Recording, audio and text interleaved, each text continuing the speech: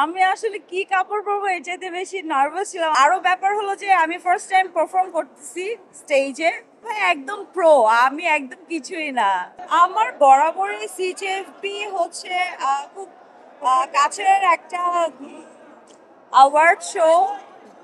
So কারণ হচ্ছে আমার প্রথম অ্যাওয়ার্ড শো, মানে আমার প্রথম অ্যাওয়ার্ড আমি পেয়েছি সিজেএফবি 2019 অ্যান্ড ফাইনালি 2024 এর জন্য নমিনেশন পেয়েছি এবার। তো আলহামদুলিল্লাহ ভালো লাগছে। তারপর আরো ব্যাপার হলো যে আমি ফার্স্ট টাইম পারফর্ম করতেছি স্টেজে। আমি এর আগে কখনো পারফর্ম করি নাই। তো আমি অনেক এক্সাইটেড, প্লাস আমি নার্ভাস অনেক বেশি। আমি আসলে কখনো এত সাজুগুজু করি না ইউজুয়ালি। আজকে আমাকে জোর করে মোটামুটি ধরে সাজগোজ করানো হয়েছে। সো ইয়া, এই যে এখন আপাতত এই কয়দিন তো আমি রিহার্সেল অ্যান্ড এভরিথিং সবকিছু মিলিয়ে একটু ব্যস্ত ছিলাম। আহ, নাটক নিয়ে মোস্টলি ব্যস্ততা যাচ্ছে।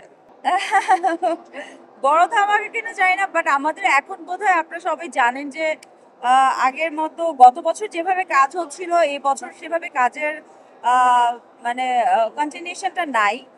তো হোপফুলি আর 4-6 মাস পর কাজের গতিটা আবারও বাড়বে, এটাই আশা করি। অনেক ভালো লাগছে।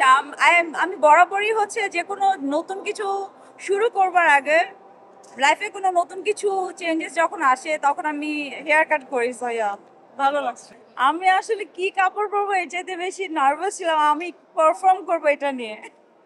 বিকজ আমার স্টেজে উঠতে হবে, আমি স্টেজে উঠলে আমার হাত পা কাঁপাকাঁপি শুরু হয়ে যায়। মানে এতগুলো ক্যামেরার সামনে আমি ভয় পাচ্ছি না, কিন্তু স্টেজে উঠলে আমার অবস্থা খারাপ হয়ে যাবে। আই ডোন্ট নো, হোপফুলি ভালো কিছু হবে। আর আমার সাথে যেহেতু সজল ভাই পারফর্ম করবে, সজল ভাইকে যেন আপসেট না করে, এটা হচ্ছে বড় বিষয়।